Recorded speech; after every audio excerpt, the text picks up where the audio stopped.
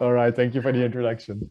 So my name is Thijs Roumen, and I'm from the Hasse-Plattner Institute, and I'm presenting you my work on portable laser cutting, which is work I did together with my supervisor, Patrick Bowders. So when I started to do research into laser cutting, this is what laser cut models look like. And I'm sure many of you are familiar with these, so I don't need to kind of elaborate too much here. So there is like a cut line that's the outside of like a vector file that you see here. And if you send this vector file to the laser cutter, the laser is just going to follow these paths and go to trace the lines, and that will actually produce the mold that you're looking for. And there are many great things about this type of models, right? If you look at it, you get a pretty good sense of what's going on. You kind of figure out what the parts are, how they fit together. And but today, this talk is going to be about why I think this format will have to die. And before I'm going to explain you why, let's look at the history that we're all more familiar with, which is the history of digital computing. So in the context of computing, you've all seen like charts like this, right? Like where like the amount of devices or the amount of users or the amount of microchips is going exponential over time. And as a researcher in digital fabrication, I get excited by this because I'm wondering if like some of the things that we have seen in the history of computing might apply to the future of digital fabrication. Because if you look at digital fabrication, we're not quite there yet, right? Like we're still sort of a couple of decades behind the development of digital computing. And so there is some sort of potential here to learn from what we've seen in the context of computing and to see how that can sort of be extrapolated to the field of fabrication. And so the typical thing as a researcher, what I look for are like sort of pivotal moments in that history. And so here's a pivotal moment, which was the moment where we moved from thousands of users of computers to millions of users of computers. And when I ask my students, when I teach an introduction to programming, when I ask them what moment that was, they would typically say something like object orientation or so. But I think there was an even bigger kind of pivotal moment that happened right before that, which was the introduction of compilers. So with the introduction of compilers, we start to abstract away from the specifics of the hardware of the machines, and we start to write software that was actually portable across different platforms. And so a lot of the software that is written since that moment has remained relevant up till now, right? Like, so like programming languages like C and Lisp came about at that time. And all of these languages are still around right now. And there's a reason for that, because like suddenly the stuff that was developed since that moment in time remained useful, remained usable on different fabrication computing machines. And so I'm just kind of curious what that would mean in the context of digital fabrication, how we can sort of make that use that same insight that we had back then in computing and what that would mean in the context of fabrication. So if we look back at computing first, portability is the ability of software to be transferred from one machine or system to another. And we tend to capture that in the form of standards, which are established norms, a requirement for repeatable technical tasks. And if we try to put that on some sort of timeline, what we've seen is like with computing, there was like a short period where we had like very machine specific code, right? With assembler code, and we kind of like interface directly with the mainframe. And then in the 50s was sort of the moment where we used compilers and we started to abstract away from the hardware specific code. And we've seen a similar trend in all kinds of different fields that are related to computing as well. So for example, the concept of desktop publishing was, for a while again, it was very specific to the hardware that it was being published on. But then like when Adobe introduced PostScript and later PDF, there was some sort of standard that would allow us to kind of make models that like models in this case, like files that continue to work on different machines and therefore remain relevant up till this day.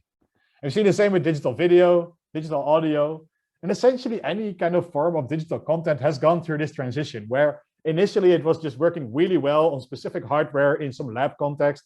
And then there has been that need to kind of transition to something more portable so that it continues to work for a range of users somehow, a range of devices. And so if portability is in a more broad level, the ability of something to be transferred from one machine or system to another, I think in the context of laser cutting, this would be the ability of models to be transferred from one machine or system to another.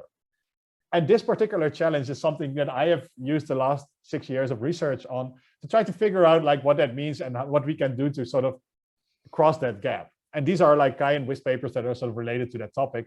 And especially the last four, the big ones, are the ones that I will be focusing on in the context of this talk.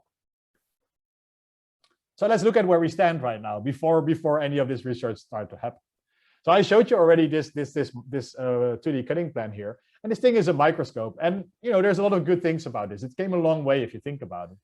Back in the 60s, people were using laser cutters simply by controlling the actual motors and then like kind of interfacing directly with the laser so as to control the fabrication flow. And back later on in the 80s, we developed the concept of G-code, which was earlier already developed. It was kind of standardized in the context of laser cutting around the 80s, which is a great step forwards because now you had actually something that could continue to work on different laser cutters. The reason this came so late in the context of laser cutting is that this is the moment where the first commercial laser cutters sort of start to come around. So more different machines start to exist other than the things you made work really well in your lab. And then in the 2000s, we made this transition to these line drawings, these 2D cutting plans that I showed you before. So this actually is later then converted to G-code by the driver. And you can indicate like different modes of the laser cutter with different colors in the model. So lots of great things, right? We actually already managed to kind of abstract away from the specifics of the hardware in a couple of like important steps here. But there's still some fundamental problems with these 2D cutting plans if you look a little bit closer at them. So let's look at this cutting plan again and sort of figure out what is going on here. So again, this is a vector file, and the laser is just going to trace those lines. And as the laser is doing that, like every laser removes more or less material. And this is not something that is like inherently solvable, but every laser has a different amount of material that it removes, and therefore the result comes out differently. And that's a problem because, like, for example, this little prong here on the side wants to be connected in this cutout here. And in order for that to work well, they need to fit really tightly with respect to each other.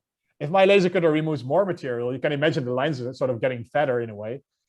You would get a cutout here that is bigger, and you get like a prong here that's smaller. So they will not fit with respect to each other.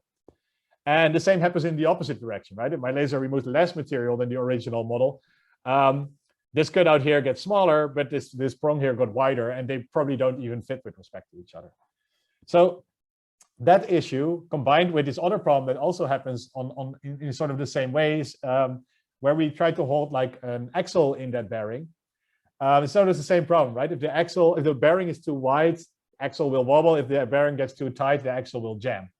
So if we were able to just sort of kind of handle those type of issues, if we had some way to kind of get rid of this problem of this specific encoding of the hardware, we would actually have a model that would fabricate on any laser cutter on the planet. And so like if you want to compare that to the desktop publishing metaphor, that would be the ability to have some sort of PDF format, right? Like something you can just send safely over to somebody else and they can fabricate it. But there is something even more broken about this 2D cutting plan here. And that is the fact that I cannot make modifications to it. Like this is a microscope. So if I want to make the neck longer, for example, to change the focal range of my microscope, I would have to change not only the part that you see here, but also all the parts that are connected to it. So it's a very inefficient format to actually make any parametric changes to the microscope that you're seeing here. And so like if we were able to solve that problem as well, we would sort of have access to the source code if you want to use the coding equivalent or like Word or the LaTeX file if you wanted to use the desktop metaphor here, desktop publishing metaphor. And so I started out by trying to solve these two bottom problems and see if we can actually kind of come up with like a PDF for laser cutting. So this was my first attempt because I thought the 2D cutting plans are great. They have a lot of great advantages, but there is just something that's missing. Maybe we can just save the day for these formats. So that brings me to the low-level portability. So I wrote a semi-automatic software tool that converts a non-portable SVG file into a portable SVG file. And there are two publications at WIST in the last 2 years that are kind of connected to that. So I give you a quick preview of what that software tool looks like so that you have a sense of what's going on. And I will show that video later again so that you can kind of that you understand all the contents that has been happening in the meantime. So Curve Canceller and Spring Fit together, they are like running in a browser. It's a TypeScript application that just essentially loads the cutting plan directly in the browser because you can display SVG as underlying data format is an XML format. So you can actually just display it directly in the browser. So just like modify the model straight in the browser. And then you have a couple of additional tools that allow you to override the mechanisms that are inside this particular cutting plan. So you see me make a couple of like small edits in the model just by clicking around a little in that. And once I'm done with that, like the great thing is that this has been an SVG file that I've been editing the whole time. So I can immediately send it to the laser cutter and it will continue to fabricate. I don't need to do any further exporting or conversions. When everything is done, you save the model. And the goal is then to take this microscope, which was optimized to work on one particular laser cutter and in one particular material, and to convert it into this microscope, which looks very similar, but there's like some small change that I made to that model. that allow it to now fabricate on any laser cutter and in a range of materials. Let's see what these changes are. So like the two things here, like the software made these joints portable, and the software analyzes these parts these points where parts move with respect to each other and made those portable as well. Let's look at those joints in isolation first. So this is the 2D cutting plan from the side of that microscope, if you just kind of zoom into it. And the red line is sort of the cut line, and the gray zone is the range that could be removed by variations in kerf. So you get some sort of sense for like how big of a change you might have to that particular cutout of this joint here. And the thing with these joints is they rely on the material being compressed in place, and material is very unforgiving to variations in compression. So there's a good chance that this will not work out, or that it will fall apart when you assemble it. And so what we're doing instead is we take this cutting plan and we turn it into this one, which is very similar in itself, but now it adds this additional cantilever spring right next to the joints. And that gives it a tolerance for which it continues to work, which is great because now we are bending the material instead of compressing the material, and the material is much more forgiving to that transformation. So now this joint continues to work for a range of variations of kerf. As you see here at the example of like a game controller, where we took all the joints and also the mounts where like electronics are mounted in place and replaced them with like kerf independent variations thereof, which allows me to not only fabricate this thing in plywood, as you see here, but also on a different laser cutter, or even in a different material if you want to use acrylic in this case. So SpringFit is a software tool that detects joints and mounts in the models and replaces them with portable equivalents that are tolerant to variations in kerf. But it's not the complete story, right? Because there are also these mechanisms inside that microscope. And it works a little different here. If you have a bearing, you don't quite want to put a spring right next to it, because you would increase the friction of the bearing, which you use the bearing in the first place to reduce the friction in the mechanism. So just putting a spring there is not a great solution. But let's see if there is a solution that we could modify, that we could use to modify the cutting plan so as to make it continue working. Should do by this additional cutout here. If I zoom into it, you see that there is some sort of crescent-shaped inset, which is now jammed next to the axle and inside the bearing, so as to make sure it continues to work under variations of kerf. Let me show how that works. So if we zoom into just the mechanism itself, what you'll see here, I'm going to simulate the amount of kerf. I'm going to increase the amount of kerf, and you see that every time it jams in a different location. But the inset constantly closes the gap that's caused by kerf exactly. So the shaft is always held exactly in the right amount of friction. And the nice thing here is that as a user, you don't need to understand anything about kerf or about how the laser cutter works. All you need to do is like you take that inset and you jam it inside the cutout, and then it continues to work. So let's look at a more technical perspective on this. So the geometry of this inset consists of two key elements. The outside curvature is what we refer to as a jammer, and the inside curvature here is what we refer to as an inverse scalar. And the way the outside curvature works is by because it's derived from a self-similar Nautilus spiral.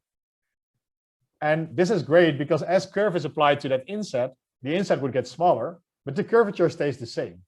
So there's always going to be a point in time as you like rotate this sideways where it is going to jam itself in its own cutout. You see here. And so while the jammer holds that inset in place, the inverse scalar in turn now has to hold the axle in place. And the nice thing is it uses similar kind of mechanics to do that. So it also is derived from a self-similar spiral, but it's flipped. So as more kerf increases the amount of rotation in the mechanism, the flipped spiral actually narrows down the hole by exactly the same amount, resulting in bearings of constant size, as you see here with simulated amounts of kerf. And you can even use other subtractive fabrication technology to actually kind of still have a bearing that continues to work here by milling. So for that reason, we call these kerf canceling mechanisms. They are mechanisms that continue to perform their functionality independent of the amount of material removed by the fabrication machine, which is known as kerf. And if we now look back at that browser interface that I showed you before, you get some sort of sense of what's been happening here. So I loaded the microscope into that editor, and there are a lot of like kind of mechanisms are already guessed ahead of time by the software, but there are some things that you cannot quite guess from just staring at a 2D cutting plan. For example, this rectangular cutout here is a sliding mechanism, And there is no way of telling from just the fact that there is a rectangular cutout that this would be a sliding mechanism. So as a user, you come in and you annotate these additional mechanisms in the model. And sometimes there are also suggestions that are wrong from the system. For example, this one here just has to be a circular cutout, just something you look through. It's not like something that needs to hold another component in place. And so once you made all these modifications to the model, again, you just save it and you send it to the laser cutter. And now you have a model that continues to work reliably on any laser cutter. As you see here, so here's the same model again, it continues to work. Even if you would fabricate this particular model on a milling machine, for example. And so we use that software to convert a lot of models that we found in online repositories and turn them into models that now work on any laser cutter on the planet, and then also work in a range of materials. And so like we kind of sort of upgraded the quality of these models. You can now safely send it over to somebody else and have a guaranteed success that it will fabricate. So let's take a stop here and see how well we did so far. Right? I promise you portability in the context of laser cutting. And in some ways, we kind of achieved that here, right? Like we have like a model that continues to work on different laser cutters, and it works in a range of materials. So arguably, we're good here. Like we have some sort of PDF for laser cutting, if you think of it. But if I look at the results, I can't help but think that there is something excessive about some of these models. Like, yes, this game controller here actually works on any laser cutter right now, and even different materials. But there is also some sort of structural cost that I had to pay in order to make this work, right? I add these additional cutter incisions here. And so that that's both on a structural and aesthetic level. There is some sort of cost that is associated with making this model work reliably on any laser cutter, which you could argue forth and back whether that is really worth it. But more importantly, what I promised you in the beginning is that we would also be able to modify these models, right? Like that you would like take that microscope and change the length of the neck, for example. And that is something that actually gets even harder if you add additional incisions in the model. Now you also need to make sure you scale those properly when you modify the model. So I was wondering if there's a different approach to this entire problem altogether. So here is a Google Cardboard. Here's like a VR headset. You might have seen this in the form of Google Cardboard, which is it holds a phone in the front. It has two lenses that you look through and a divider between your eyes, so that you get like a very simple, low cost, like good VR experience somehow.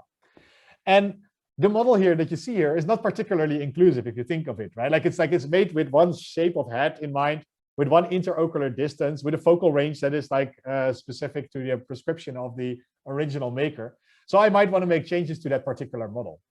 And you know, if it was in a 3D modeling environment like the one that you see here, changing the focal range of that VR headset would essentially mean that I take like some stretching tool, and I would take the model and stretch this backplate further backwards so that the phone is further away from my eyes, which is something that looks somewhat straightforward if you did it in a 3D modeling environment. But the truth is you find this model in the form of a 2D cutting plan when you download it, right? It's the 2D cutting plans that we've seen before. And so making these modifications in 2D is actually, it's a little bit of a more involved process. Like you would, of course, like change the plate that you saw on top here that had to stretch forward. But once you do so, you also need to modify the plates that are connected to that particular plate. For example, this side here. And I'm going to need your help here. So I'm going to go through the individual plates. And if you think one of these plates has to be modified, you can just raise your virtual hand or like kind of indicate that you want me to modify those plates. So who thinks that these plates have to be modified as well in order to stretch the VR headset forwards? Not so much, right? What about this plate here? See some thumbs up. Yeah, right. Like, so this is the bottom of that VR headset. So like if I would only stretch the top plate, I would skew the model. But by also stretching the bottom, you kind of have a straight extrusion. What about this plate here? I need to modify that too. Maybe, yes, I see thumbs up again. Yeah, so this is the same sort of problem, right? Like you want to change one of the sides, you want to change the other side as well, again, so that the model kind of extrudes straight forward. This plate here, not so much. Or this one, so not. This plate maybe. So this is an interesting one. Like we had a lot of discussions in the lab about this as well. So like Structurally, you wouldn't have to modify this because none of the joints are touching the other parts of the model. But optically, you want to modify it because this is the divider between your eyes. And if you would not modify that, you would like see some of the right eye content with your left eye and the other way around. So you do want to stretch this forwards as well. But it's just interesting, just the fact that there is some discussion about these type of modifications. And so what I think as you're going through this like sort of exercise of figuring out how to modify the model, what you end up doing is like you imagine what a 3D model looks like, what the modification is that you want to make in 3D, and then how to execute that back on the 2D cutting plans. And that's a workflow that works, but I can't help but wonder what it would be like if you had the model in 3D in the first place, right? It would be much more straightforward somehow. So while I was working on the papers that I presented so far, in our lab, we started to do more research into like 3D modeling environments for laser cutting as well. And simultaneously, FlatFab also kind of came out, which is another like 3D modeling environment for laser cutting. So let's give you some sort of sense of what that looks like. So here I'm kind of modeling in the software tool Cube that we built in our lab. I'm modeling a mock-up of an espresso machine. And you see that I sort of like just stack together volumetric units in some sort of Minecraft-esque kind of way. And then I can get off the grid as well by like using additional kind of modification tools that allow me to stretch the individual plates and also kind of make more advanced modifications to the model. Can add additional cutouts and put a logo on it if you feel like. And so in a few minutes, this is sped up by I think a factor 3. But in a few minutes, you actually end up having like a reasonable espresso machine mockup here. And so this is great from like a usability and sort of like modeling perspective. But in particular, from portability angle, which is the angle which I'm looking at this, it is also very exciting because now I'm actually able to take that 3D model and export it to a 2D cutting plan that works really well for my particular laser cutter. And I can do that by specifying in the process of exporting, I would specify, for example, the curve of my laser cutter, and then generate plates that will work really well if they were fabricated on my machine. And if as a user, you would not know how much curve your machine has, it also allows you to kind of say that you don't know, and then you would create like a curve strip that allows you to measure the curve and then adjust your model accordingly. And we've been running a beta test with this software for a while now. So we have like some 500 to 600 users that are making models on a regular basis. And so all of these models in many ways are now portable, right? They will fabricate on any laser cutter. And it's possible to make parametric changes to these because like now you can just kind of go in and continue to model on the model that somebody else already built in the first place. So you can just stretch and modify these models as you want. So with this software, with Cube, in many ways, we're done now, right? I had these 3 issues that I kind of wanted to address. And all of these are sort of handled at this point. More so even, anyone could kind of continue to edit and build on the models that are already created at this point. But there is something broken here. Not broken about Cube, but about the fact that me as a researcher, I think I can come in and just tell the world that they need to start modeling in 3D instead of 2D. Because there is a very large amount of really, really well-done, well-engineered models out there that are made in 2D in the form of 2D cutting plans. There are like companies that are like kind of relying on these 2D cutting plans because they're producing laser cut models. And there are a lot of like individuals who just spend a lot of effort kind of making these things work. And so as long as there are such good 2D cutting plans around, I think 2D cutting plans remain the standard. And the thing with standards is they stick. So I don't know if any of you play the guitar, but when I was born, this is how people shared guitar tabs in some sort of ASCII format that, it does everything it needs to do. Like you can play this guitar tab. It has all the information, but I think anyone in this room could come up with a more kind of user-friendly, editable format where you can do a lot more kind of useful modifications to. But the thing is, this model was the way it was like this when I was born, and it still is actually right now. This is something I downloaded a few months ago. So I'm worried that as long as we don't kind of have a more kind of good answer to that transition from 2D to 3D, I'm afraid that the modeling of this VR headset will not look like this anytime soon, but it will look like this, right? The effort we just went through where we tried to manipulate a 2D cutting plan by reconstructing the model in our head. And we ran a user study to verify like how complicated that process really is for actual users. And it turned out of 13 participants, 11 out of 13 models failed when we fabricated them. And it took on average 24 minutes to kind of go through this effort. And so if users mentally reconstruct a 3D model from the 2D cutting plan anyway, why don't we write software that makes that possible, to make that kind of transition more smooth somehow? And so this is where Assembler Cube comes in. This is a software tool. There's already software that takes you from 3D models to 2D models, like Cube, for example. But Assembler Cube goes the other way around. It takes a 2D cutting plan and it allows you to kind of upgrade it to a 3D model and then make your modifications in for example, Cube, and then send it out to the laser cutter.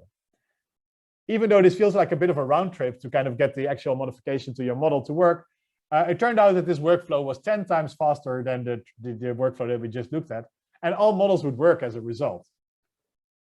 So let's look at what that algorithm really does. So the Assembler Cube allows users to sort of assemble the model. This one step of the algorithm where users to sort of click together the plates and turn that 2D cutting plan into a 3D model, which they can then start to modify and manipulate. But there is a little more to this. So Assembler Cube is a 5-step algorithm that takes 2D cutting plans and turns them into 3D models. So let's look at what the individual steps that we have here. The first thing is we detect what are plates and what are cutouts in the model by taking the nesting order of the plates and alternatingly assign plate versus cutouts to the individual plates that you see in there. Then Assembler Cube identifies the joints by looking at like recurring patterns in the cutting plans that have like left and right turns in the right combination of like that could be conceptually a joint.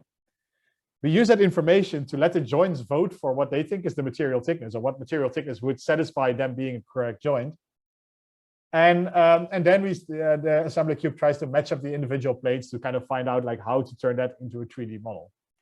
And in the last step, it's a step that you just saw before. A user comes in and disambiguates the last ambiguity that the algorithm is still left with at this point. And in the interest of time of this talk, I'm going to focus on the last 2 steps of that algorithm.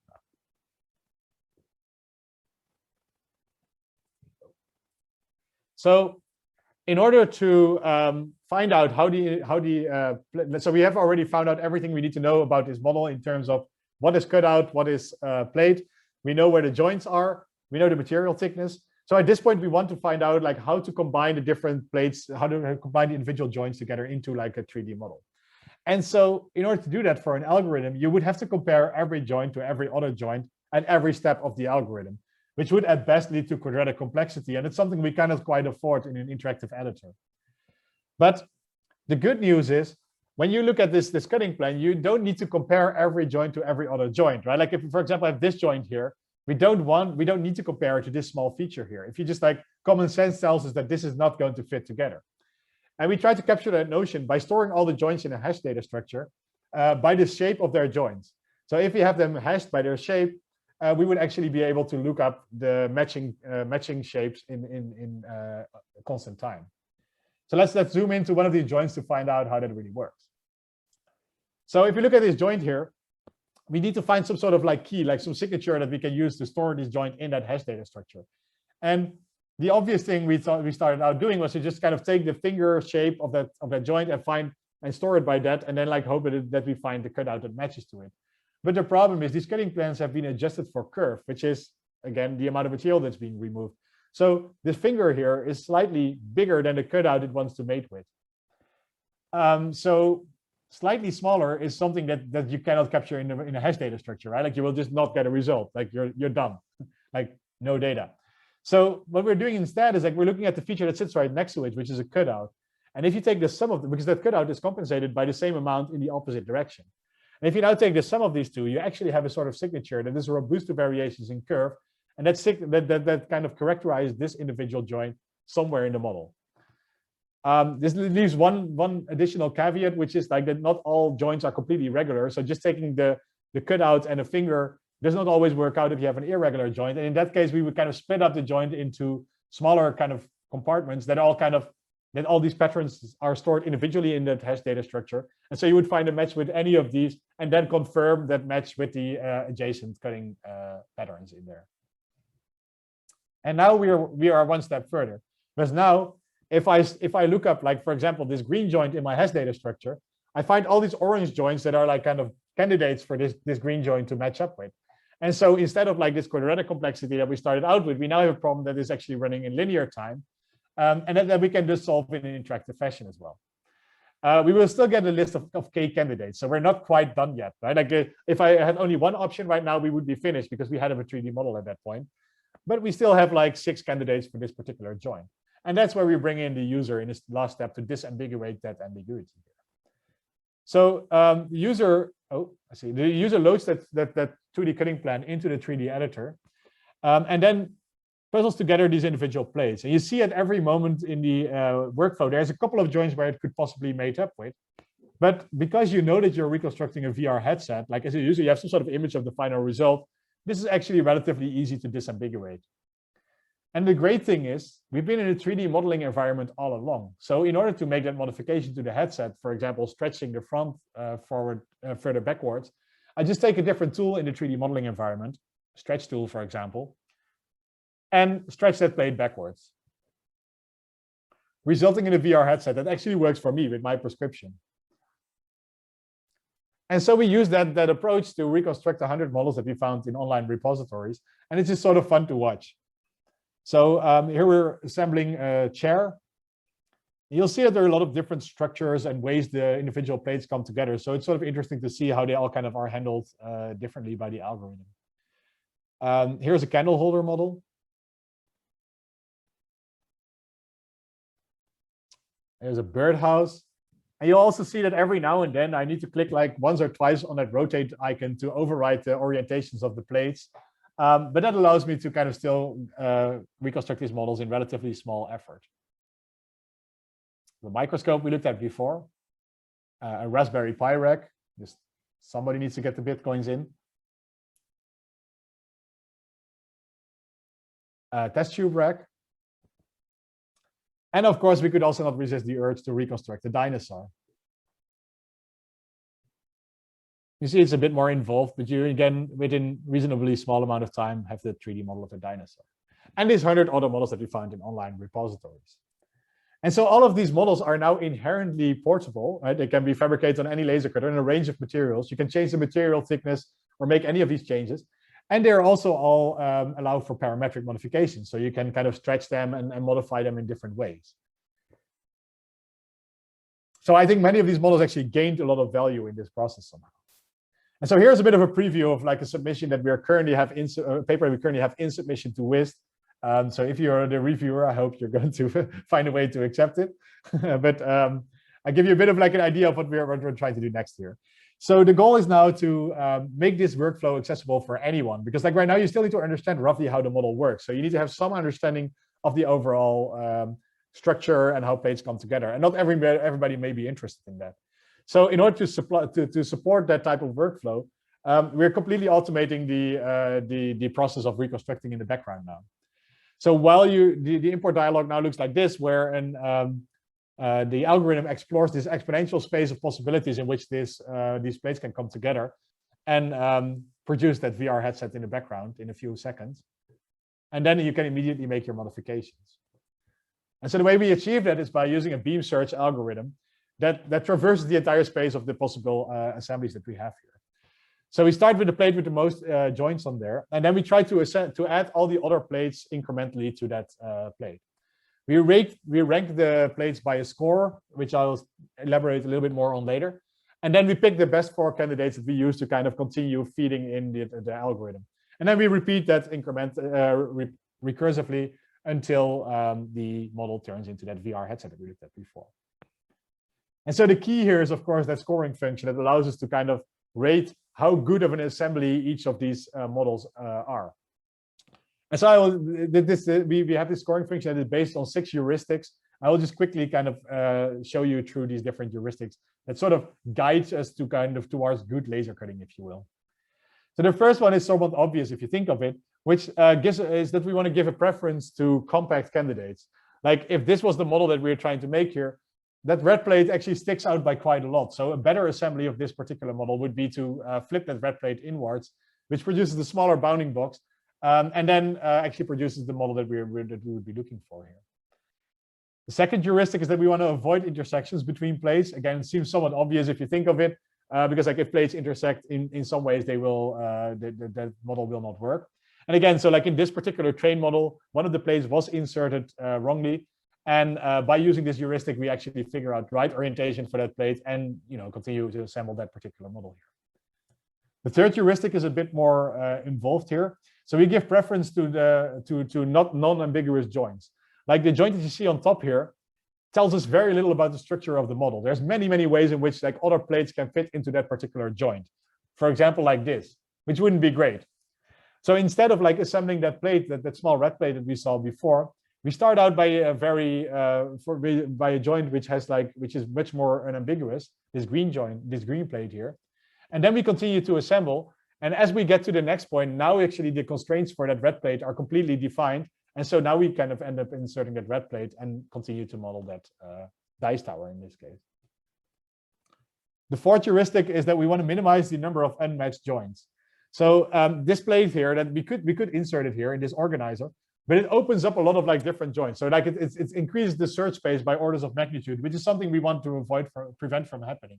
So rather than inserting that red plate at this point, we start out by inserting this green plate, which actually kind of reduces the amount of open joints in the model.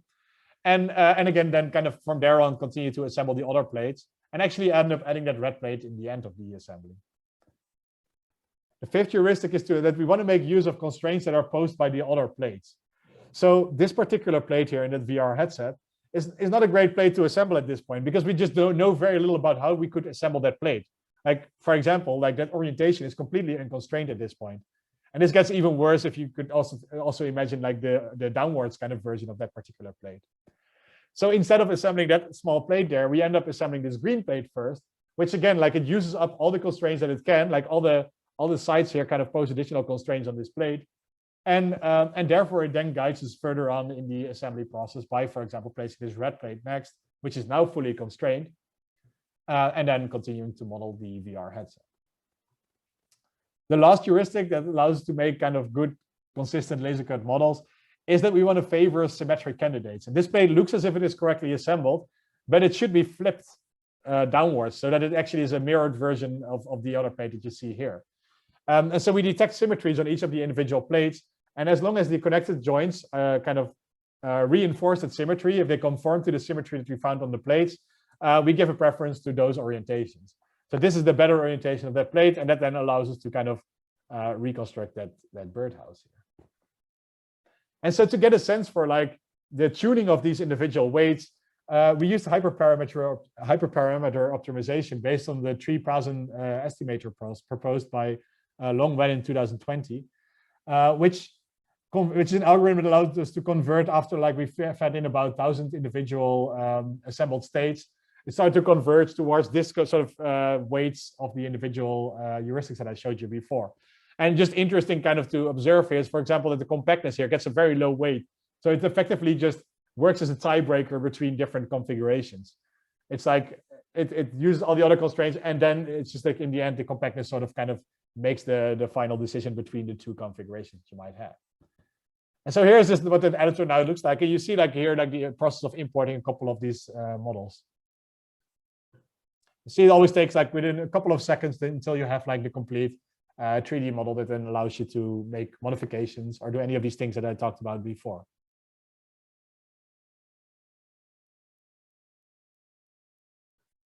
I see. There we are.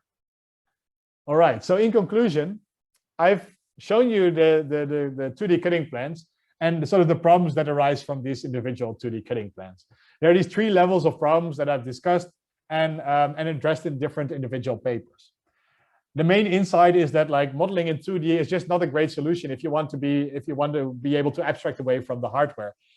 So we recommend modeling in 3D, and we therefore also built a software tool, Assembler Cube, that allows you to take these 2D cutting plans and convert them into 3D models, which arguably is like some sort of small step towards portability in the context of laser cutting. And I think if any of the digital fields that we've seen sort of transform over time are some sort of indicator, I think this has a really big potential to kind of change the way we think about laser cut models and really start building on the work of others, increase the complexity of the models that we are making, and send models around so that others can fabricate them. So when I convinced my students in an introduction of programming that compilers were like the pivotal moment where we went from thousands of users to millions of users of computing, I hope that like portability at some point later in the 2020s would be kind of portability in the context of laser cutting, so transitioning to 3D would be sort of the moment where we can start to transition from thousands of users of laser cutting towards millions of users of laser cutting. And if we zoom out one step further, I've shown you this timeline of the history of computing. And I sort of picked a somewhat like one of these points in that timeline, right? The moment where we kind of start to abstract away from hardware, which was a really big transition, a really big pivotal moment. And I think an essential one that we need to take in order to kind of make digital fabrication really happen at the scale that we're talking about. But, you know, if you zoom out on that timeline, the curve stays the same, but like the point in time, of course, changes. There has been many other kind of events in the context of history of computing where we kind of start to abstract further away from the specifics of the hardware, like reusable components, for example, in 68, and later like configurators that allow you to kind of make really high level modifications to, for example, a website and still produce like a consistent result in the backend. And an even bigger transition happened more recently where we went mobile, right? Like we started to not only abstract away from the hardware, but even change the complete like platform of the hardware that is underlying the computing technology, and it allows to transition from millions of users to billions of users of fabrication. And so, me as a researcher in digital fabrication, in my career that is kind of following from here, I want to start tackling these individual points, abstracting further away from the hardware, and maybe one day actually kind of enable that future of mobile fabrication, which is something that we actually made an envisionment for back in 2016 and which published at WIST 2016, where we looked at like we sort of like just provoked ourselves by thinking what would the future look like if we had like fabrication machines that we could carry with us. This is placeholder technology, of course. Like this was just like the state of the art 3D printer, made it very small, and then sort of like had something that we could carry around. But it sort of sets a vision of like what that future could look like. I think if we start thinking the way we think about like computational problems, where you're like in a city, you're lost, you want to find a way, you want to find an immediate answer to that question. I hope that in the future where mobile fabrication has happened, we would think similarly about mechanical problems. So when something breaks, like for example, your bike lamp in this scenario, you would not just sort of deal with it and buy a new bike lamp, but you would actually solve the problem with the fabrication tools that are available to you. And so on that note, I would like to thank you for your attention, and I look very much forward to discussion around the topic of portable laser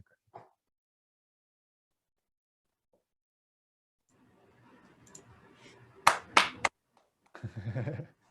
Thanks a lot for the great talk. Thank you. Questions from the audience?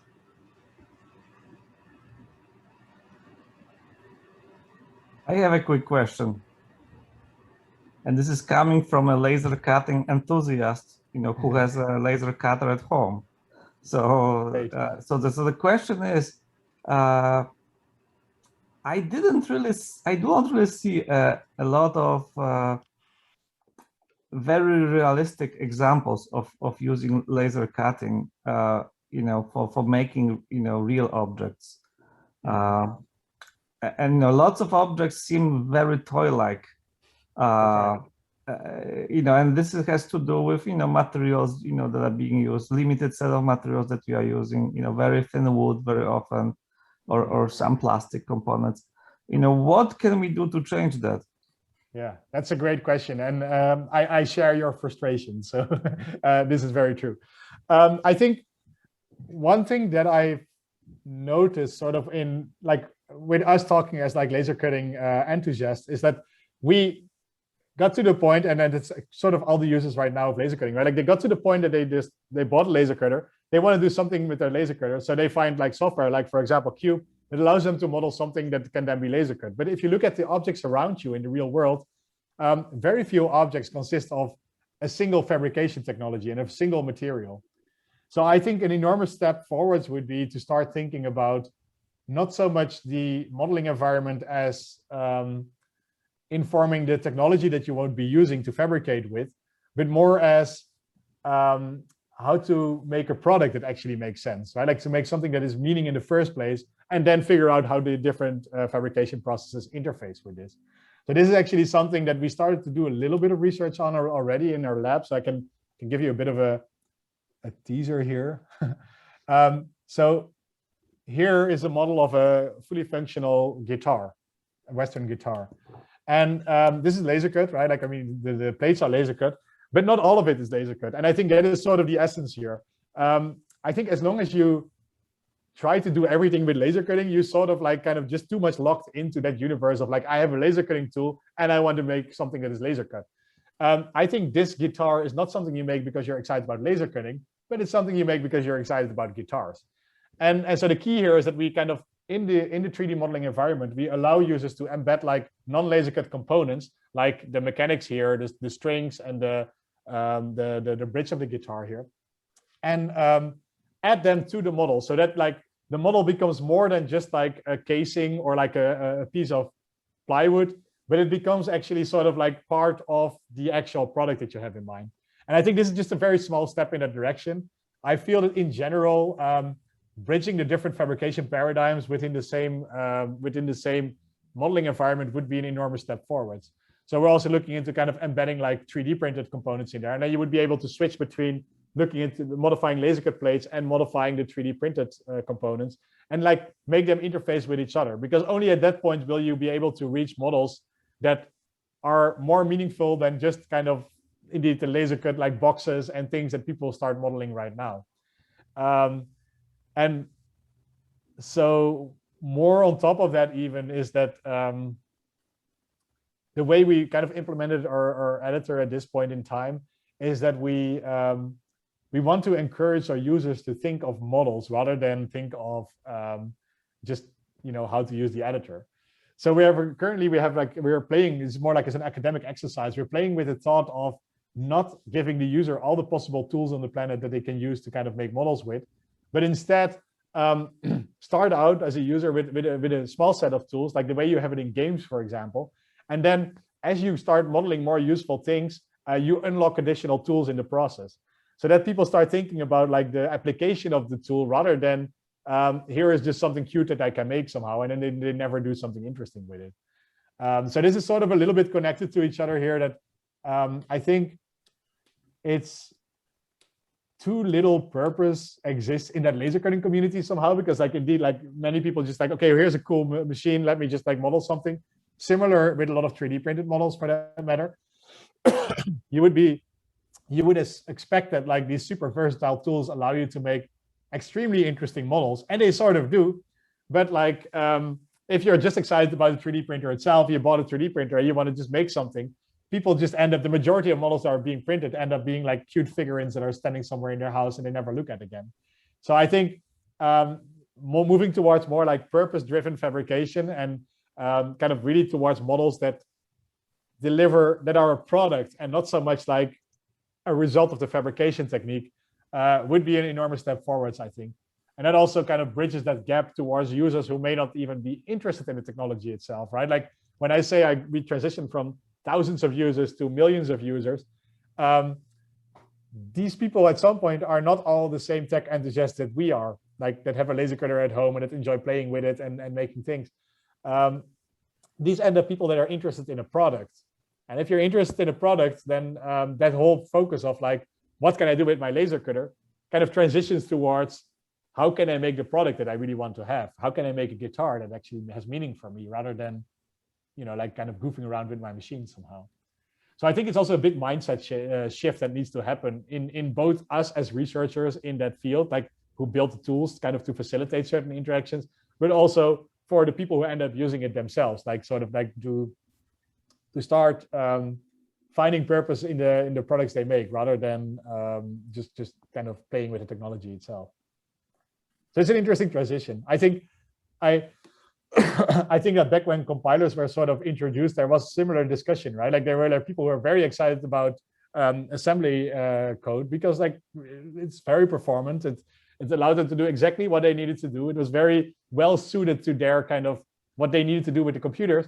But I'm glad that we made the transition towards compilers, right? Like that we are not still writing like, or if we had written Cube in assembly code, I think our life would have been too short for that somehow. So there are many great things as you start abstracting away, but it's sort of like there's always that friction at the moment where it needs to happen, where there are people who are just really kind of satisfied with the status quo and who are like very eager to kind of make the tools work for their purpose. And then the more kind of generic use case where we start to move towards like functional programs and functional software, and therefore we need to abstract away from the specifics of the machine here.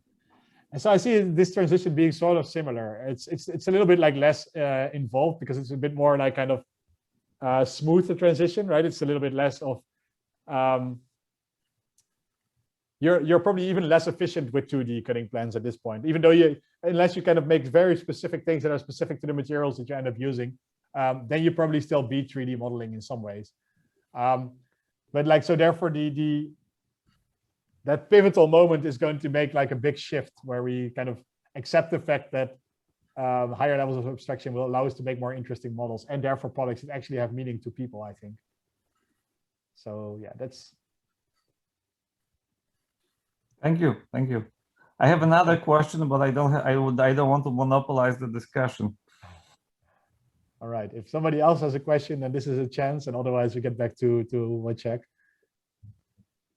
I have a quick question. Yeah. I mean, how much of this extends to like water jet cutting of metal plates? Yeah. On principle, I think they're similar. And that was exactly my question. I want to just expand on that question. So in typical workflow for you use CAD to design metals. The objects for water jetting. So and you would use basically SolidWorks really to devise this. So I am just wondering, why not use CAD, standard CAD for metals, and what is the difference between what you are proposing and the standard CAD and CAM workflow? Yeah, I think the standard CAD CAM workflow totally works, right? Like that is certainly like a way to, again, like you're doing sort of the same thing. You take a 3D model, you're exporting it to 2D, and you handle the individual joints on the CAM software somehow, right? So yeah, that is certainly a viable way of doing it, and that is how engineers and experts are doing it right now. And I think what we're doing here with Cube and with the notion of like taking these 2D plans and turning them into these specific laser cut models, we're providing two sort of new perspectives here. One is like actually kind of converting the models from 2D to 3D. So like if you like the models that are being shared right now in repositories are shared in the form of 2D plans because those are the ones you end up fabricating in the end. So there's that sort of mental bridging of like, okay, let's turn these 2D models into 3D models so that we can start making use of them in a more meaningful form. And then the other thing is like Cube is software that actually would also allow non-experts to start modeling with these 3D models for laser cutting. And that is by being specific to the fabrication technique here, by looking at the laser cutting process itself and providing tools that make it very easy to quickly model 3D models that are related to laser cutting specifically. You are able, like we have actually been able to roll this out in high school classes, for example, where we have like workshops where people like build musical instruments or like speakers or any of these sort of like kind of things that you can make with like laser cut plus models, right? If you extend them with electronics and additional components, and that has been very powerful. So like traditionally the CAD/CAM workflow is one that is very involved, right? And for an engineer, it makes a ton of sense because you have a lot of specific details that you want to control in that workflow somehow, and that workflow does not lend itself particularly well to that larger community of people that I'm talking about when we're talking about like transitioning from thousands to millions of users. And so like by rolling it out in schools right now, we actually get a sense for how much of a speed up you really achieve in this way. Like we have like in the same class, like students end up modeling their models, creating their 3D models and fabricating it on the laser cutter because it's a super fast machine, right?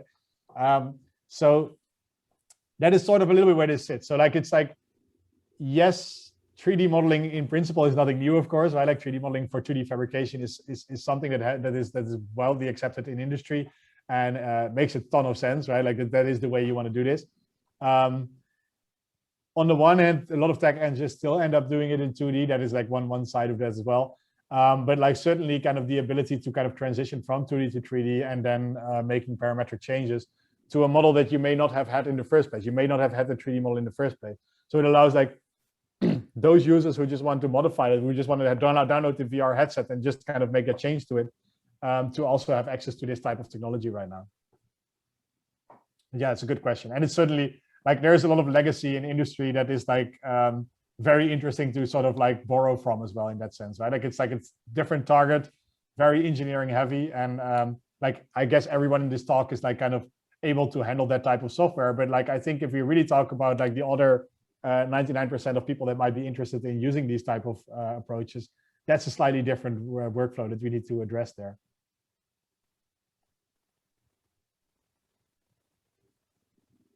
But it's a good question, of course. Like it's also like that's also where I come from, right? Like I've been working with that type of machines before and kind of realizing what their abilities and their limits are for that matter. I see there is one more question in the chat actually. This makes a really nice storefront for a manufacturing as a service like Shapeways. Yeah, that's right. Yeah. So that is another like that. That's if you think one step further away, the ability to modify these models to make parametric changes to these models is of course a great step forward because you can indeed like start to customize it to your particular needs, right? The same way you find like online, you find already customizers for things like I have an example here of like, you know, here's a bicycle store that allows you to customize the bicycle to your particular needs here. And so these things, they start to come around. And I think this would be very, very powerful if we enable this for laser cut models and for like in general, for people who created an interesting model that can be fabricated. If you kind of control, if you can create a customizer that allows the users in the end to kind of customize that model to their particular needs, even without the 3D modeling environment that we've seen before, that would be an enormous step forward. That would also drive a lot of value for small-scale manufacturing companies, for example, that currently sort of rely on mass-produced components and would then be able to start to custom make their own components, which then can be kind of controlled by users and configured for the particular needs of every individual user. So yeah, I'm sure that Shapeways would be an interesting kind of partner to talk with in this particular context there. Yeah, and this, like, and then the follow-up question was, and you probably have people sell time on their machines in a distributed way because your software solves the inhomogeneity between different machines. That's right? Like, so I think ultimately, if we think about the final future of digital fabrication, it's some sort of end game between, I think right now it's sort of like Amazon on the one hand and digital fabrication on the other hand. And Amazon is amazing because it gets you like exactly the product that you might need right now in maybe a day, but I think in 10 years, probably like an hour. So it will allow you to kind of get the right product. And then that is faster than inherently than any fabrication process you might think of. The one thing that Amazon cannot quite do is like kind of customize these products to your particular configuration because they kind of rely heavily on mass production and having the components already ready in the distribution center.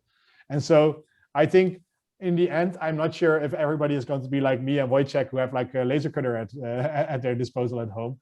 But I do think that like the access to fabrication machinery is going to go up dramatically. And so that can also mean that like maybe Amazon has it at their distribution center, but you would be able to kind of modify the model, customize the model for your particular needs, and then have them cut it and send it over to you. So I think like as we see more products that are being sort of custom made for particular users and that are being tuned to the specific desires that a person might have, I think this is an enormous kind of step forwards. And I think with the more accessible versions of fabrication and the ability to customize models, we are making great steps in that direction. So I am very excited about that future too. And I hope that as a professor in the future, I might have like some chance to kind of contribute to research and to make that happen somehow. So that's a great question too, yeah. Oh, and I see that Geyang already left the call. Are there any more questions?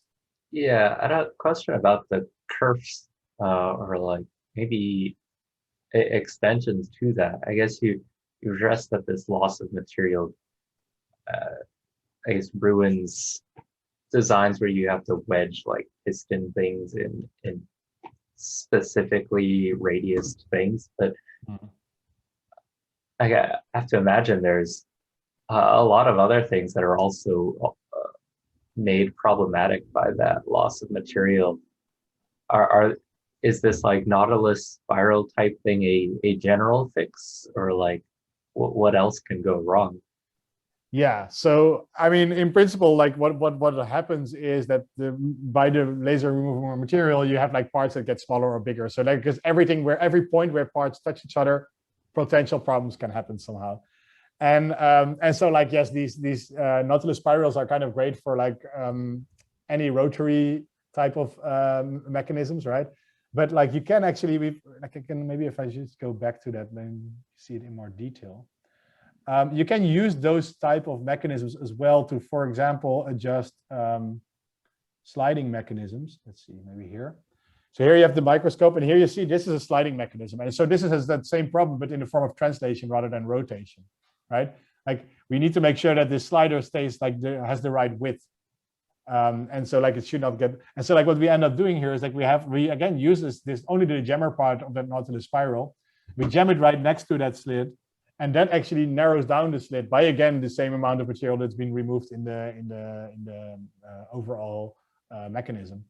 And so it's possible to kind of handle translation and rotation, and that actually makes up a lot of different types of mechanisms, like by just combining those sort of in interesting ways. It does at some point get pretty involved. If you have like this is already quite a big transition you see here. Like it's like, you know, two of these things that are sitting like right next to the slider. At some point, as the mechanisms get more complex, you can imagine that also the complexity of those kind of adjustment mechanisms goes up. So there is a bit of it's not a fundamental limit. Like theoretically, it certainly is always possible to kind of do this.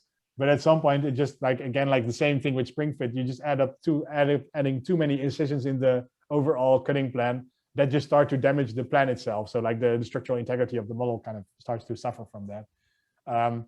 So yes, we managed to make it work for like a lot of different types of mechanisms, but we had also like, I don't have it standing here right now. We had like this kind of 5-stage gearbox, and it also kind of was completely adjusted for a curve.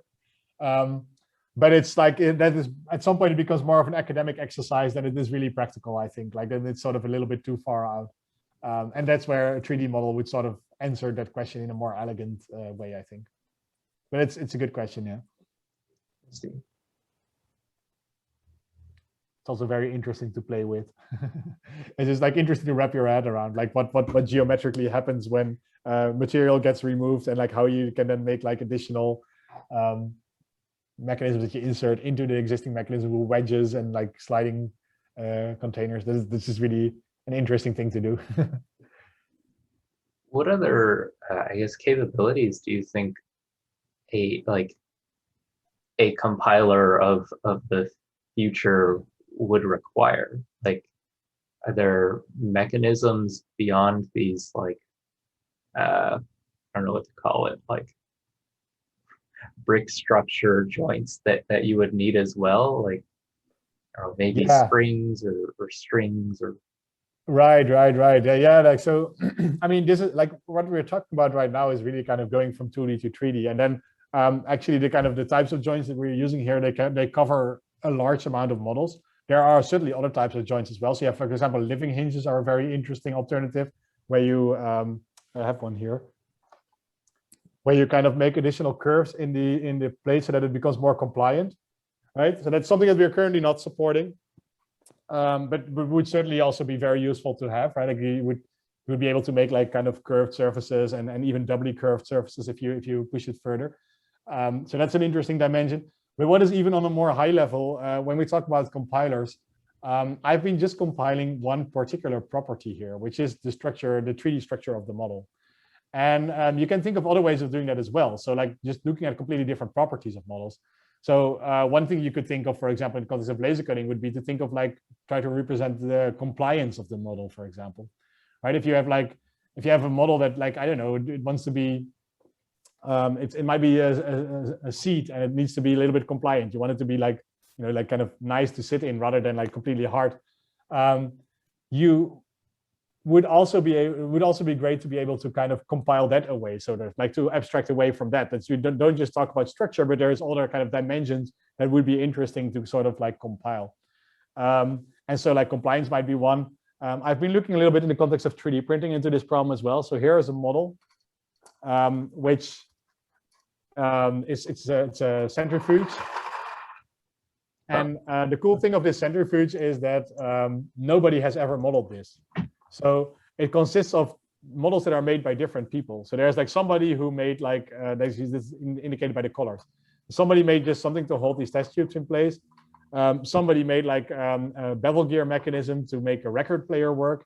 And somebody once made a siren that allows you to make like a lot of noise with like sort of a mechanism. That's also why it says make it loud on the front. But the cool thing is like that we built a software tool that allows you to sort of remix those. So take like models that are like mechanisms in models that are made by other people and extract those mechanisms and then recombine them into a new machine. And so like nobody, like literally nobody made that centrifuge, but I just did that by remixing the mechanisms that they already produced in their models. And so that's another way of thinking about like kind of compiling and abstracting away from the specifics of the model. In the context of 3D printing, you would not so much kind of abstract the dimensionality. You would not go from 3D to 4D.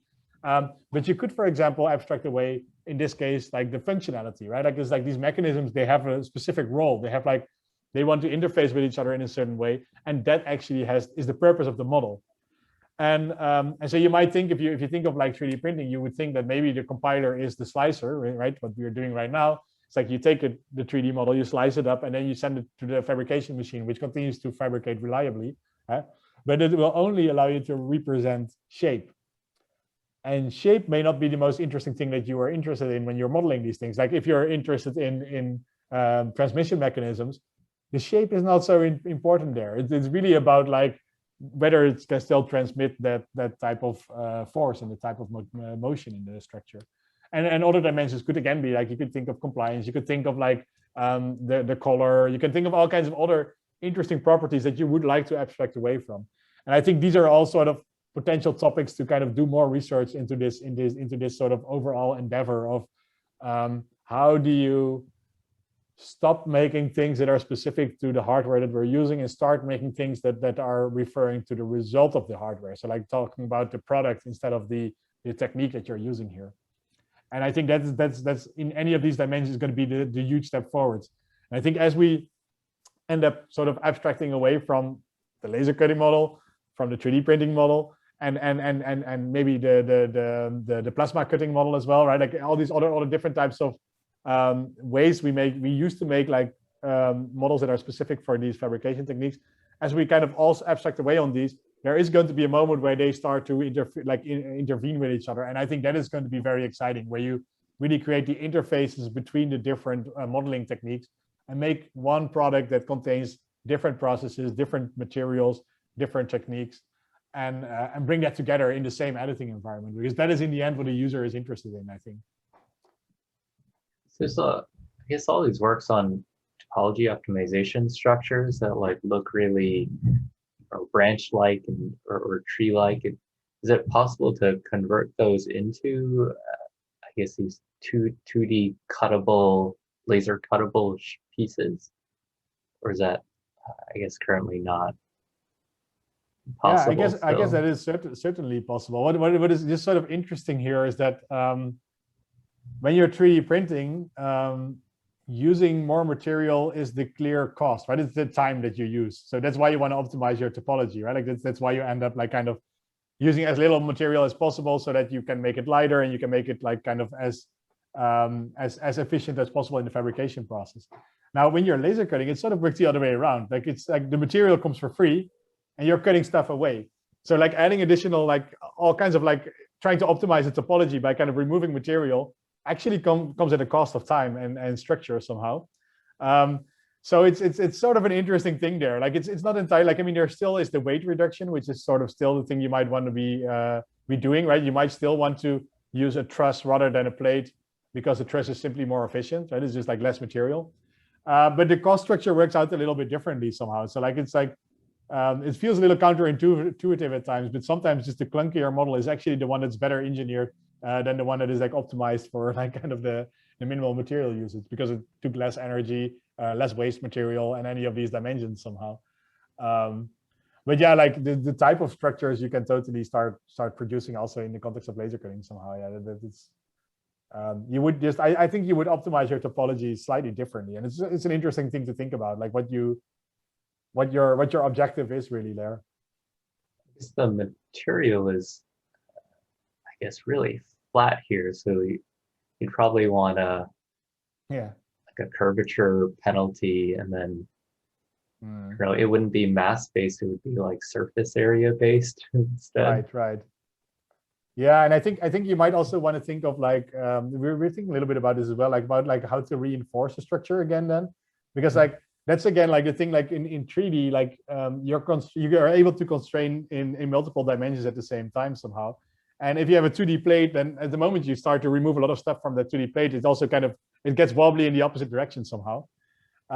So like we're actually doing a little bit of research into that at the moment as well. I don't know if I have like an example of that here. Oh, I should add it to the slide deck, I guess. I don't have it here right now. But we're looking into like automatic reinforcement. So as the user is modeling a model, that it would like at every time where the algorithm identifies like weaknesses in the model, it starts to kind of put additional plates in there to reinforce it against the weakness in the opposite direction, right? Like because like as you would be kind of doing your topology optimization, I would agree, like you would probably want to minimize curvature. You would probably want to kind of optimize for certain dimensions, like maybe it is still the weight of the model, but maybe not. Like this is an interesting question in and of itself. But as you are doing that, at some point you need to reinsert some additional plates in the opposite direction. So that it's like an orthogonal plate that sits inside the structure that then reinforces it against like movements in like forces in the opposite direction somehow. So that is sort of an interesting connected dimension. I maybe we should try this someday. I think this would be fun. It would be a very interesting project to see what topology optimization means in the context of 3D of laser cutting, and how you would deal with it. Like what would be the limits of that somehow. I think it would be very interesting.